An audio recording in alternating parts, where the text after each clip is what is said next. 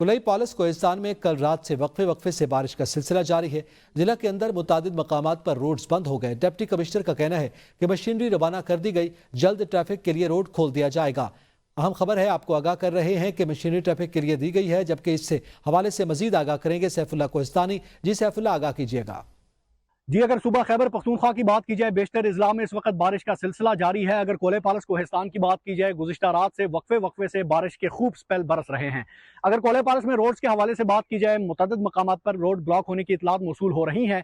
इसके साथ साथ इस डिस्ट्रिक्ट में बहुत सारे राब्ता पुल हैं जो कि इतलात मौसूल हो रही हैं। बड़ी तादाद में सैलाबी रेल अपने साथ बहा कर ले गया है। कोले पालस में एक जानी नुकसान भी हुआ है। आसमानी बिजली गिरने से एक नौजवान खालिक हकीकी से जा मिला है।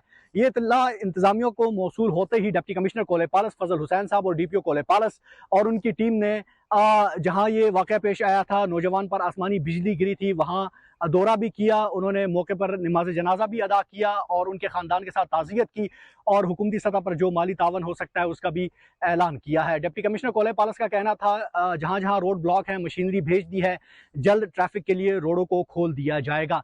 अगर बात की जाए, इस वक्त भी आसमान पर काले बादल मंडला रहे हैं। जिला कोले पालस में नदी नालों में ऊंचे दर्जे की तुग़यानी है। राब्ता पुल बड़े पैमाने पर तबाह होने की इतलात मौसूल हो रही हैं।